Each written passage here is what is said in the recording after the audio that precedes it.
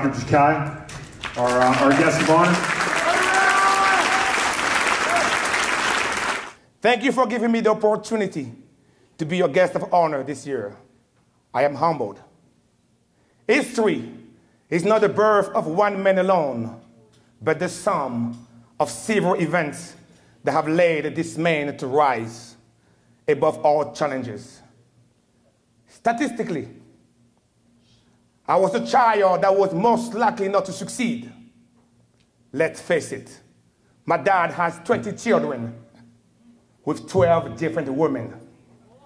In America, I can only afford one.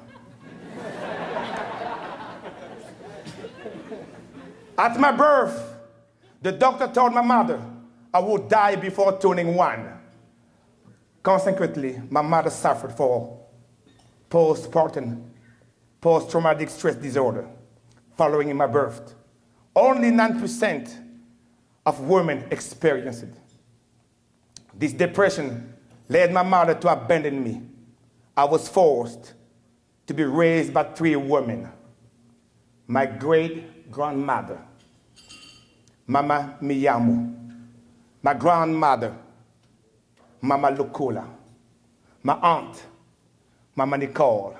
From these 3 ladies, there were 4 core values instilled in me, my upbringing, that shaped the man I am today, including business ethics, leadership, aspiration, and courage. Due to my illness and my small size back then, people bullied me, picked on me, and beat me up. Every time my great-grandmother, who was blind due to diabetes, heard my cry, she would come outside of her bedroom with a cane, swinging at people around, and say this in Congolese, which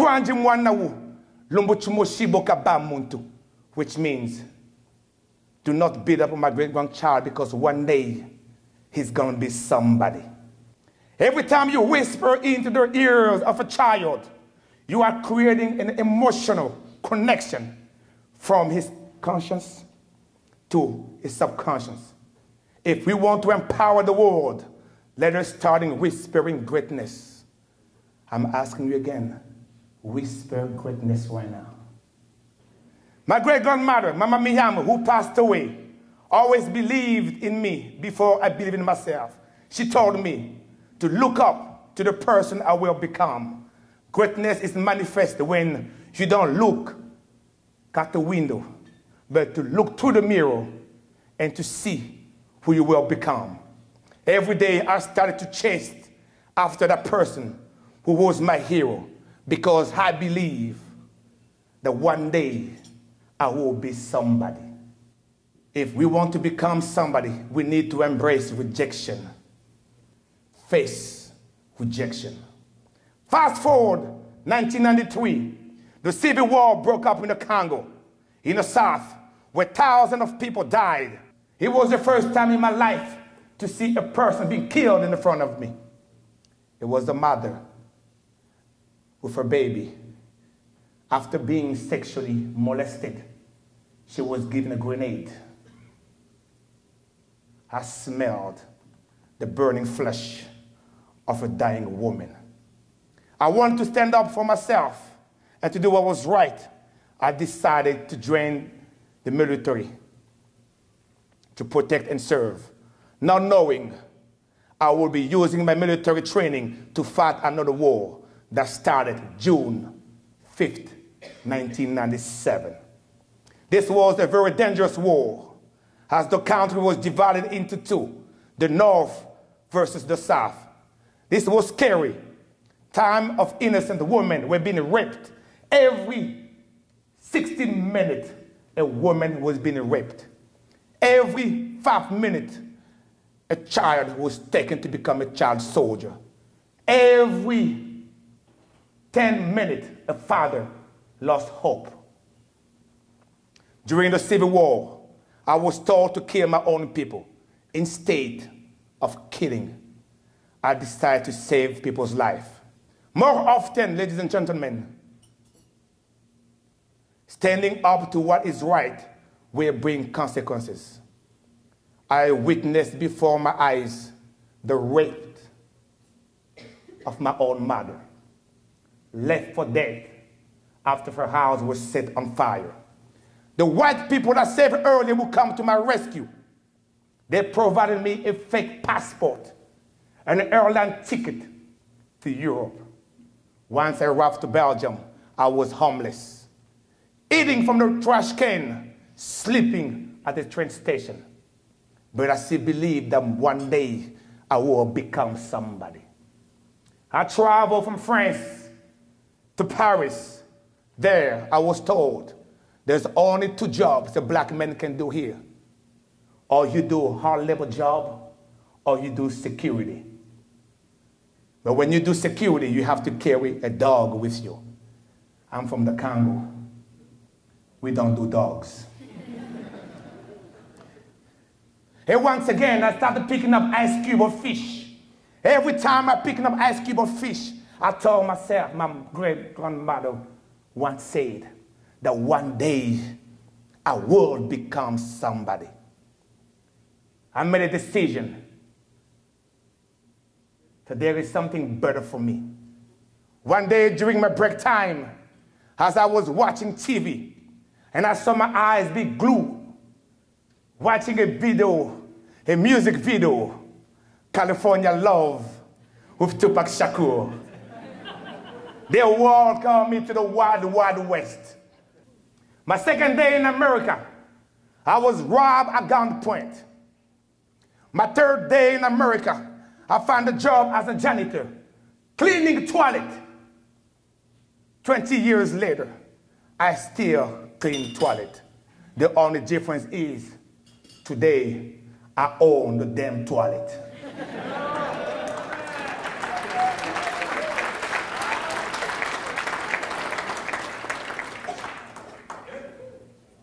It's not about how you start.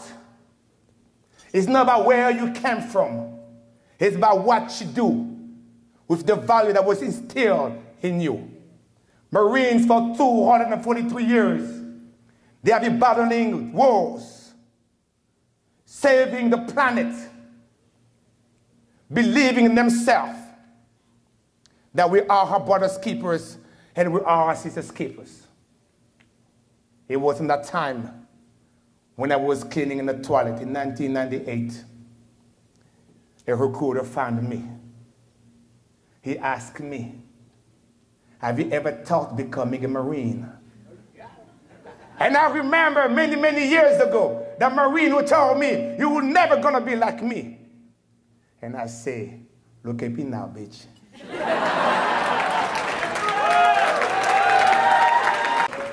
The Marines taught me to continue to honor the memory of those who came before and paved the road to greatness. So someone somewhere deep in the jungle of the Congo can become somebody. To stay courageous and to stand up for what is right, even if it means losing your life. To stay committed and provide peace all over the world. To give hope to those in need. I stand here before you as a living proof that anything is possible when you dream and believe in yourself. When you have the willingness to help others and the courage to carry on the tradition that has changed the world for 243 years.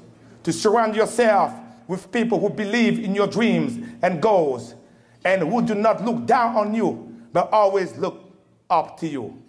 To be around those who don't create walls, but to create bridges to reach out and connect, because Marines don't communicate, Marines connect. And remember, the hard work makes the dream work. When it gets hard, keep going, keep failing forward, because hard work will always pay off. The road to greatness is not an easy road. When we think we have arrived, just like Martin Luther King, who once had a dream, after reaching the mountaintop, he didn't realize his name was being called in the valley. There is a little boy somewhere in the corner of the world, like in the Congo, who wished to become somebody.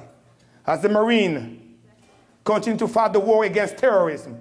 I strongly believe that the next war on terror will be fought in the soil of Africa. Africa is the richest continent on the whole planet, from its rainforest to its natural resources. But Africa is poor, ravaged by civil war that have killed millions of people. I do not want to be the man that has to go back and fight my own people. I stand here asking you for help to continue giving hope to the children of Africa so that them too can become someone. I believe everyone can become somebody, including the poor and the forgotten people of Africa. Now, to honor the people of Africa, I would love to speak to them in their own language. Mes chers amis du Congo, je sais que le tissu social en ce moment souffre, mais c'est seulement dans la paix, dans l'unité et la prospérité que nous allons changer les choses. Ladies and gentlemen, before I conclude my speech, it is a tradition in Africa to sing an African Congolese song. Marines, you gotta speak from your gut because you believe you are the savior on the planet.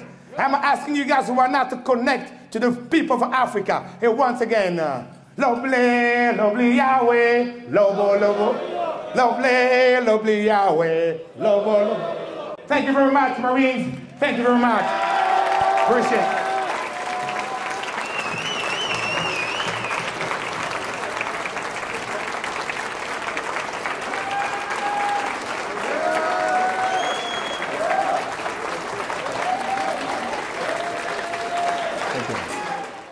Hey man, that speech was extremely motivating, it's inspiring.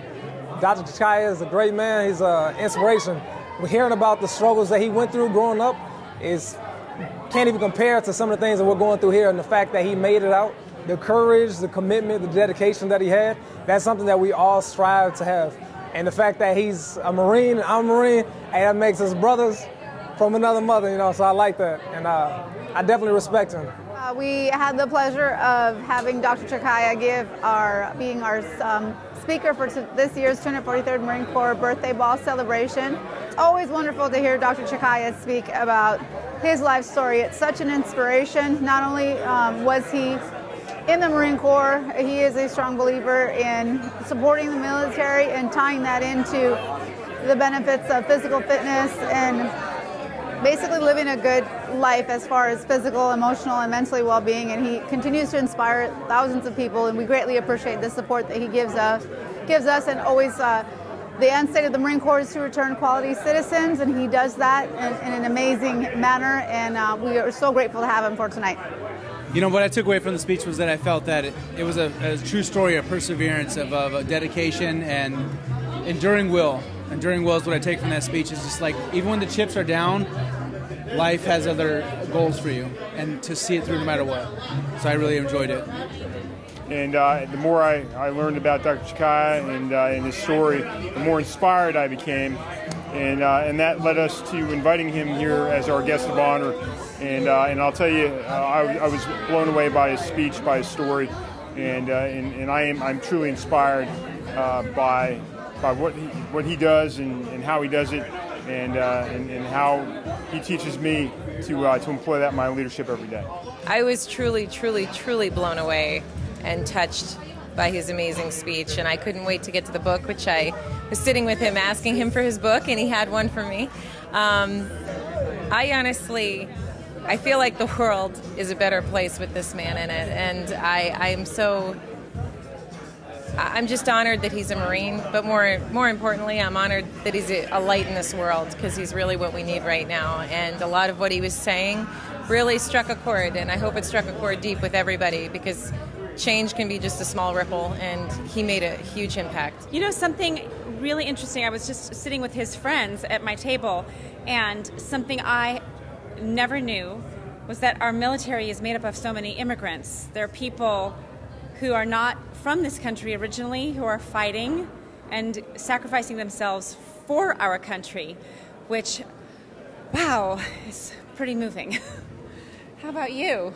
Oh wow, it was amazing. Every time I listened to my husband, I learned something new. Actually, being here with the Marines was amazing because honestly, what these people do for this country is unbelievable, and knowing that my husband is a part of it is even more amazing.